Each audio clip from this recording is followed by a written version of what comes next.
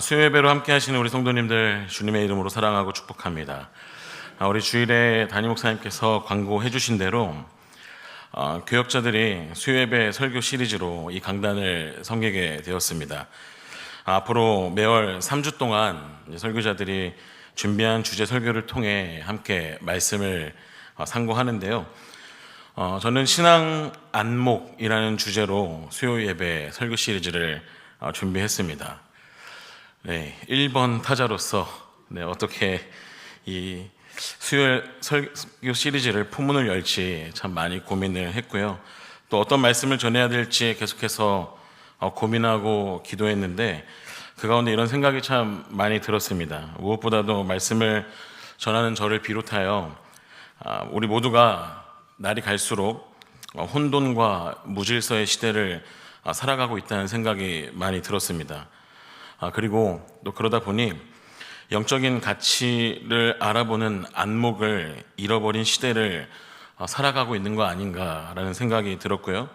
나아가 계속해서 하나님과 하나님의 진리를 지워내기에 정말로 바쁜 세상을 살아가고 있는 것 같다는 마음이 고민하고 기도하는 가운데 계속해서 들어서 신앙 안목이라는 주제로 말씀을 준비하게 되었습니다. 이 설교 시리즈를 통하여서 우리 성도님들의 신앙 안목은 어떠하신지 점검해보는 시간 되시길 바라고요. 또 아울러 3주라는 시간 이 말씀 주제 가지고 나눌 때 성령으로 말미암아 우리 주 하나님과 예수 그리스도의 십자가 그리고 우리의 깊은 죄성을 알아보고 분별할 줄 아는 온전한 신앙 안목이 우리 계산교회 성도님들께 생기시길 주님의 이름으로 간절히 소망합니다. 특별히 오늘은 신앙 안목 첫 번째 시간으로요, 다니엘서 1장 1절부터 2절까지의 말씀을 이런 제목으로 함께 나누고자 합니다. 함께 저를 따라해 볼까요? 세상이 하나님을 지워낼 때. 이 말씀 제목 가지고 함께 잠시 말씀 상고하겠습니다. 구약의 이스라엘 역사를 보면 이스라엘 역사에는 분열 왕국 시대가 있었습니다. 이스라엘이 남쪽과 북쪽으로 갈라져서 남유다와 북이스라엘이라는 국가로 갈라졌던 적이 있었는데, 방금 말했던 이 분열 왕국 시대의 남유다는 어떤 일을 겪게 되냐면 바벨론이라는 나라에 의해 멸망을 당하고, 또 남유다 이스라엘 백성들은 바벨론의 포로로 끌려가 포로 생활을 하게 됩니다. 그렇게 남유다가 멸망을 당하고 바벨론의 포로로 끌려가는 일은 총 3차례에 걸쳐서 진행이 되는데요. 첫째는 남유다의 여호야김이 다스리던 제3년에 그때 우리가 너무나도 잘 아는 다니엘과 많은 귀족들이 포로로 끌려가게 됩니다. 둘째는 남유다의 여호야긴이 다스릴 때 그때 왕을 비롯한 지도자와 기술자들이 포로로 끌려가죠. 세 번째는 남유다의 마지막 왕인 시드기야 때 예루살렘 성이 완전히 파괴되고요. 또 성전 성물들은 모조리 약탈되고 왕족이나 귀족, 학자 등 학식과 견문이 있는 계층 모두가 바벨론의 포로로 끌려가게 됩니다. 분열왕국 시대의 남유다 백성이 이렇게 나라를 잃고 포로 생활을 하던 당시에 포로지에서 하나님의 말씀을 선포하며 위로하고 소망의 빛을 비추어준 선지자들이 있었는데, 그때 활동했던 선지자들이 바로 에스겔과 우리가 함께 읽은 본문 말씀에 나오는 다니엘입니다. 다니엘은 바벨론 포로지에서 하나님의 말씀을 선포하며 포로 생활을 하고 있는 사람들을 위로하고 또 소망의 빛을 비추어준 선지자였습니다. 포로 생활 속에 있던 자들의 상황과 환경이 어떠했는지 알게 되면 다니엘이 특별히 그곳에서 하나님의 말씀을 선포하고 믿음으로 살았던 것이 얼마나 힘들었는지를 우리는 알게 되는데요. 이것을 확인할 수 있는 말씀이 바로 시편 137편 1절과 4절 말씀입니다. 1절 말씀이 이런 내용이에요. 우리가 바벨론의 여러 강변 거기에 앉아서 시온을 기억하며 울었도다. 4절 말씀이 이런 말씀입니다. 우리가 이방 땅에서 어찌 여호와의 노래를 부를까? 여러분, 이스라엘 백성들이 바벨론 포로로 끌려갔을 때요, 그때 당시의 상황을 시편 137편이 어떻게 이야기하고 있습니까? 우리가 바벨론의 여러 강변 거기에 앉아서 시온을 기억하며 울었다고 합니다. 그리고 우리가 이방 땅에 있어서 어찌 여호와 하나님의 노래를 부를 수 있을까라는 그런 말을 하고 있는 것인데, 나라를 잃어버린 자들의 모습을 잘 보여주는 말씀의 내용인 것이죠. 특별히 고향 예루살렘을 떠나 바벨론 강변에 나와서 예루살렘에서 예배할 때 평소에 부르던 그 찬양도 제대로 부르지 못하는 그 답답한 상황을 이야기하고 있는 것이고요. 또 어디를 봐도 여호와 하나님의 흔적을 찾아볼 수 없는 그 상황에 대해서 말하고 있는 것입니다. 쉽게 말해서 여호와 하나님을 예배하는 자리가 없었던 것이에요.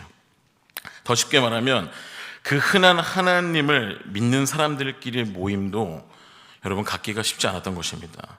마치 하나님이라는 말도 찾아볼 수 없는 그런 상황이 바로 바벨론 포로 생활지에서의 삶이었습니다. 특별히 시편 4절 말씀에서요, 이런 얘기가 나와요. 그의 모든 사상에 하나님이 없다라고 나오는데, 그 말씀의 내용처럼 예를 들면 그런 거예요. 책을 읽어도 하나님의 이야기가 없고, 드라마를 봐도 하나님이 없고, 사람들의 대화를 들어봐도 하나님을 찾을 수 없고, 하나님의 흔적을 찾아볼 수 없는 상황이 바로 다니엘이 겪었던 포로 생활이었고요. 또 그 포로 생활 중에 처해있던 영적 상황과 환경이었던 것입니다. 철저히 그들이 머물던 세상은 그렇게 하나님을 지워내고 있었던 그런 상황과 환경이었던 것이죠.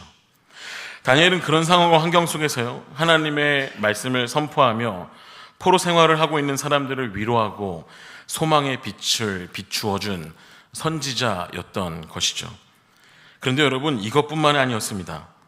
이런 상황과 환경 속에서 살아가는 다니엘과 이스라엘 백성들은 그들의 내면 세계와 가치관과 정체성이 점점 바벨론화 되어질 수밖에 없는 그런 상황과 환경 속에 있었습니다.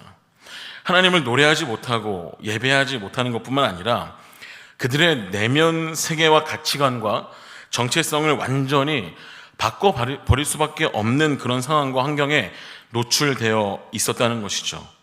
다니엘서 1장 4절 말씀을 보면요, 이런 내용이 나와요. 곧 흠이 없고 용모가 아름다우며 모든 지혜를 통찰하며 지식에 통달하며 학문에 익숙하여 왕궁에 설만한 소년을 데려오게 하였고 그들에게 갈대아 사람의 학문과 언어를 가르치게 하였다라는 내용이 나옵니다.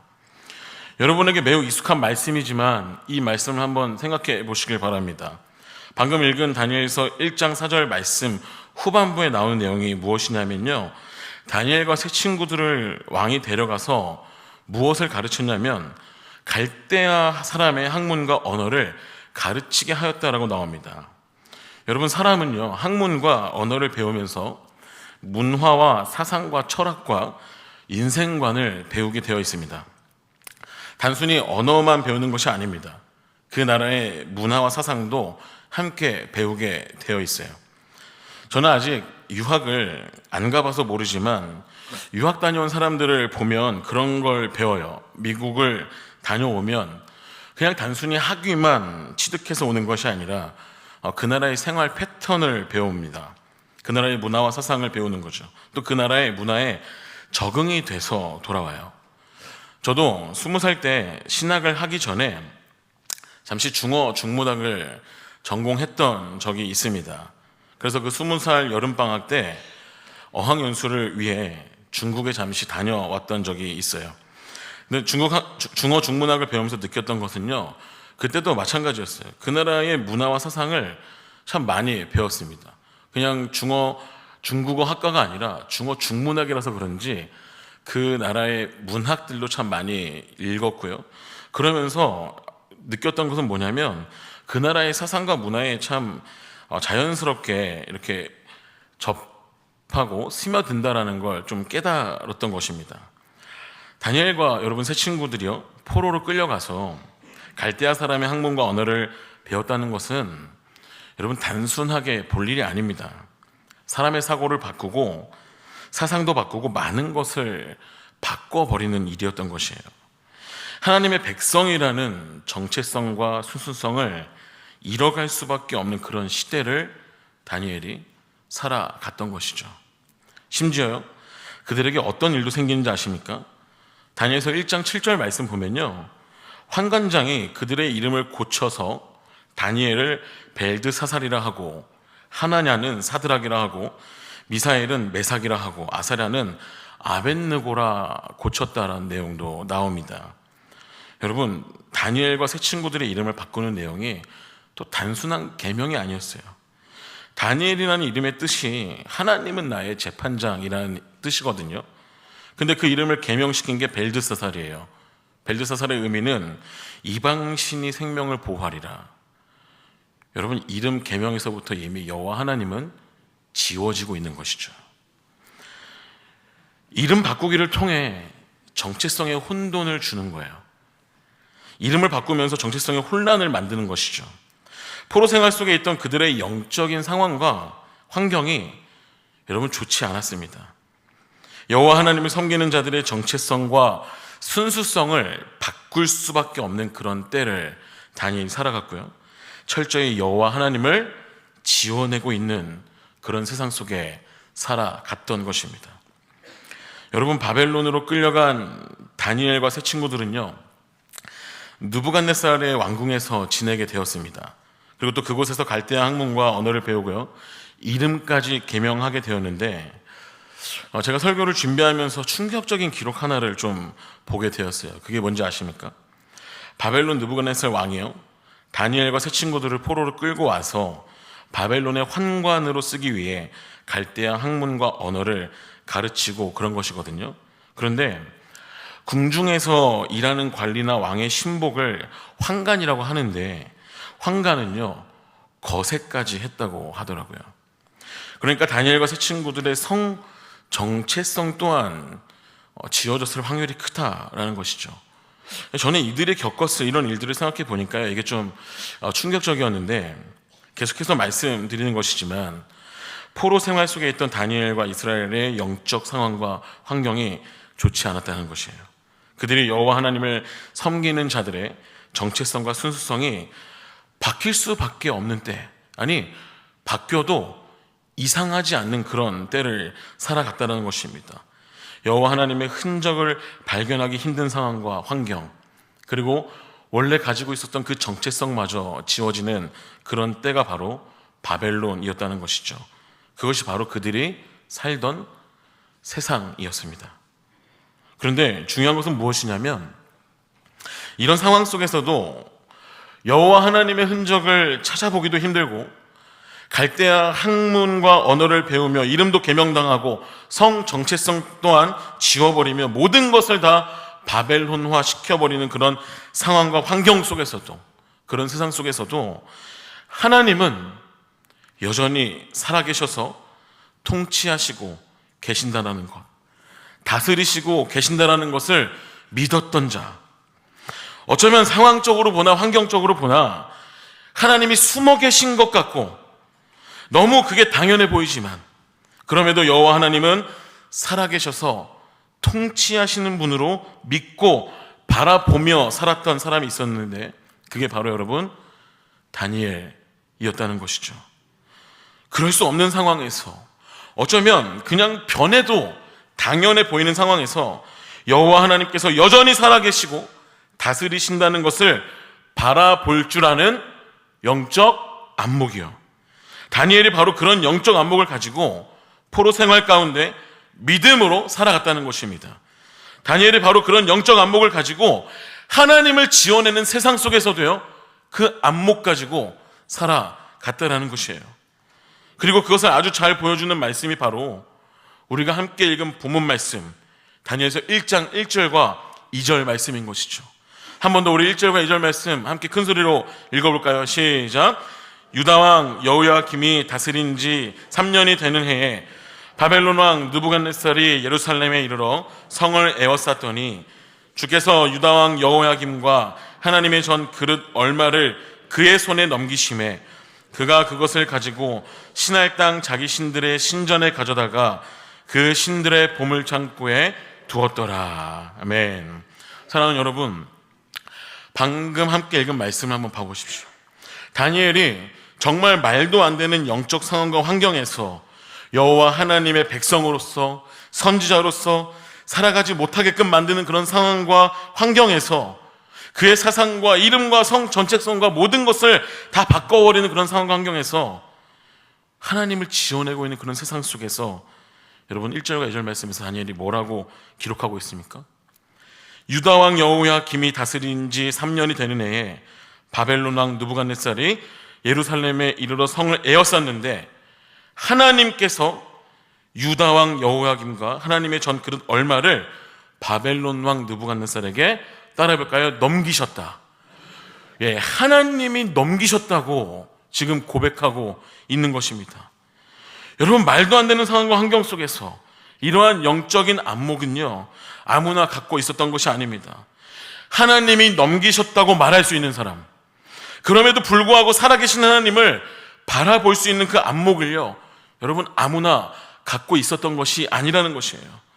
모든 사람들이 그들이 살고 있었던 세상이 여호와 하나님이 바벨론이 섬기는 신에게 패배해서 이스라엘이 바벨론 포로로 끌려왔다라고 말하고 있는데, 다니엘은 그렇지 않다, 하나님이 넘기셨다라고 말하고 있다는 것입니다.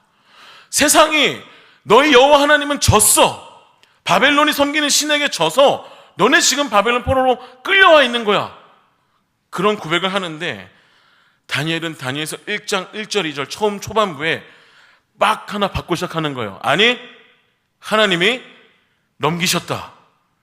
그 말이 뭐예요? 하나님은 여전히 부재하지 않으시고 살아계셔서 이 포로 생활 우리가 하고 있지만 그럼에도 살아계셔서 통치하고 계신다라는 것을 지금 선포하고 있었던 것입니다. 우리 여호와 하나님께서 바벨론이 섬기는 신에게 패배해서 끌려와 있는 것이 아니라 이사야 선지자와 예레미야 선지자의 예언처럼 하나님의 뜻과 하나님의 다스리심과 하나님의 통치하심 아래 우리가 지금 여기 바벨론 포로로 끌려와 있는 것이라고 말하는 거죠. 말씀에 나오는 표현처럼 하나님께서 우리를 바벨론에 넘기셨다라는 엄청난 영적 안목을 가지고 이야기하고 있는 것입니다.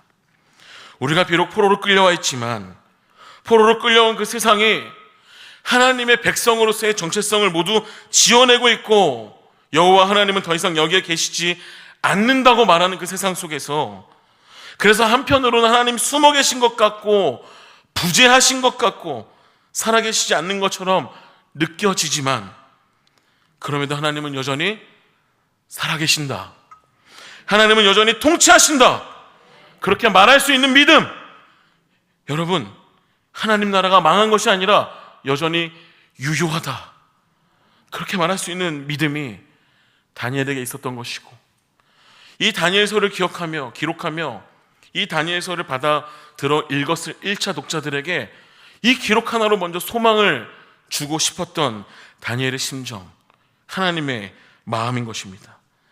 그럼에도 하나님의 살아계심과 통치를 발견해내어 바라볼 줄 아는 신앙 안목이요, 다니엘에게 있었던 것이고, 이 말씀을 통해 저와 여러분에게 하나님께서 그 안목을 가졌으면 좋겠다 하시는 것이죠. 사랑하는 여러분, 우리가 살아가는 세상은 어떻습니까? 우리가 사는 이 세상이요, 다니엘이 살았던 바벨론과 같이 하나님의 흔적을 하나둘씩 지워내기에 바쁜 그런 세상이 아닌가라는 생각이 들 때가 한두 번이 아닙니다. 우리 성도님들은 더 많은 세월을 살아오시면서 그런 마음을 더 많이 느끼셨겠죠.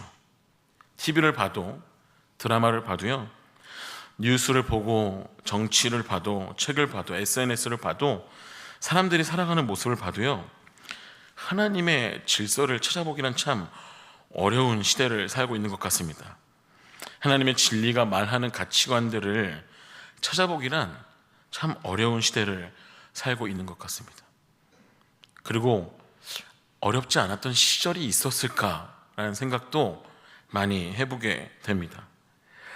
그러다 보니 하나님의 살아계심과 예수 그리스도의 복음을 말하거나 믿으면 미련해 보이기도 하고요, 하나님의 진리가 말하는 가치관들을 이야기하면 더 미련해 보이는 세상이기도 한 것입니다.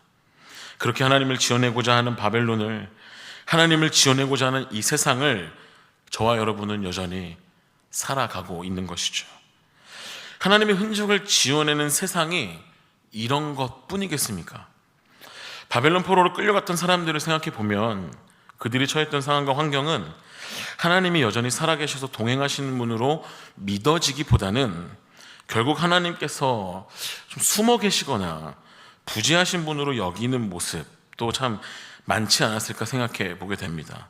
그들이 처했던 상황과 환경이 그들로 하여금 서서히 하나님을 지워내지 않았을까 하는 그런 생각이 들었던 것이죠. 때로는 우리가 처한 상황과 환경으로 인해 하나님이라는 존재 자체를 우리가 적어도 부정하진 않더라도 하나님이 살아계셔서 나와 동행하고 계신다는 것을 믿기 어려울 때도 참 많은 것이 우리 인생이고 우리가 처한 상황과 환경인 것 같습니다. 왜 그런 순간들 있지 않으십니까? 하나님 왜 이렇게 멀리 서 계신 것 같습니까? 하나님 왜 이렇게 숨어 계신 것 같아요? 하나님 도대체 어디 계신 것입니까? 내가 원하는 타이밍, 내가 원하는 소망, 그것이 특별히 더 내 마음대로 되지 않을 때, 내가 계획한 것, 내가 생각한 대로 되지 않을 때, 여러분 그럴 때도 하나님이 지워지는 그런 상황과 환경을 우리는 참 마주하게 된다는 것이죠. 그렇게 상황과 환경이라는 세상이 하나님을 지어내기도 하는 것 같습니다. 사랑하는 여러분, 저와 여러분이 살아가는 세상과 상황과 환경이 때로는 사람들이 끊임없이 하나님의 살아계심을 지어내고자 할 때가 많고 또 부정할 때가 많고 때로는 하나님을 살아계신 분으로 믿지 않게끔 만드는 때가 참 많은데, 그럴 때마다 여러분의 신앙 안목은 어떠하신지 다시 한번 말씀 앞에서 생각해 보시길 바랍니다. 지금 현재 저와 여러분이 하나님을 바라보는 신앙 안목은 어느 길에 서 있으십니까? 세상과 환경과 상황과 사랑과 상관없이 하나님은 여전히 살아계시며 다스리시는 분으로 보고 계시는지, 아니면 하나님을 숨어 계시거나 부재하시는 분 또는 살아계시지 않는 분으로 보고 계시는지 한번 말씀 앞에서 생각해 보시길 바랍니다. 오늘 말씀을 통해 한 가지 간절히 소망하는 것은 무엇이냐면, 다니엘서 1장 1절과 2절에서 여호와 하나님이 바벨론이 섬기는 신에게 패배해서 우리가 바벨론에 끌려온 것이 아니라 하나님이 넘기신 것이라고 선포했던 것처럼, 하나님은 죽으신 분도 아니고 부재하신 분도 아니고 숨어 계신 분도 아니고 여전히 살아계시고 다스리시고 계신 분이라고 선포했던 것처럼, 저와 여러분 모두 어떤 세상을 살아가던 어떤 상황과 환경을 살아가던 신앙 안목을 잃어버리지 않고 하나님의 살아계심을 믿고 바라보는 인생, 나아가 그것을 기꺼이 선포할 수 있는 그러한 삶을 살아갈 수 있기를 주님의 이름으로 간절히 소망합니다. 하나님은 단 한순간도 쉬신 적이 없고 지금도 살아 역사하시는 하나님이라는 것을 다시 한번 마음에 새기며 살아갈 수 있기를 소망합니다. 부재하신 것 같지만 살아계시고요, 숨어 계신 것 같지만 동행하시는 분인 것을, 존재하지 않는 것 같지만 살아계셔서 여전히 동행하시는 분이심을 믿고 바라보며 선포할 수 있는 우리 성도님들 되시기를 간절히 소망합니다.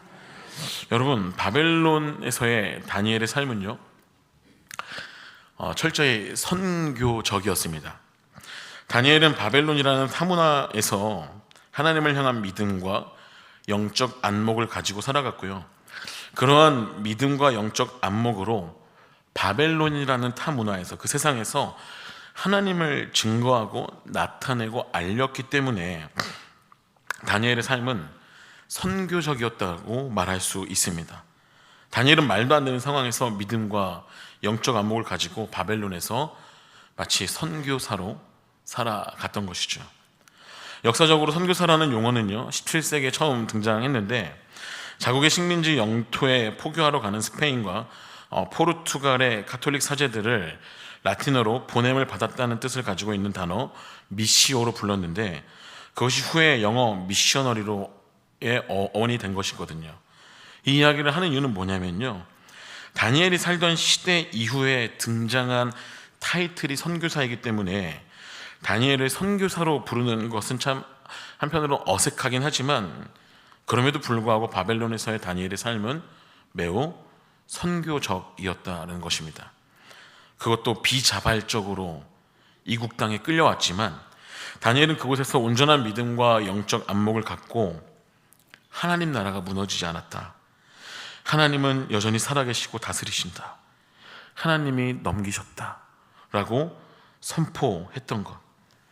다니엘의 영적 안목과 삶과 행위를 통해 바벨론과 바사의 왕들은 여호와 하나님을 알게 되고 그분의 이름을 높여드리게 되었는데, 그리고 다니엘서를 들고 읽었을 세대가 포로 생활 가운데에도 하나님은 여전히 살아계셔서 다스리신다라는 그런 영적 안목을 갖게 되고, 그 영적 안목을 통해 하나님을 의지하며 소망하며 살아가게 되었는데, 여러분, 이 모든 것이 바로 다니엘의 선교였다라는 것이죠.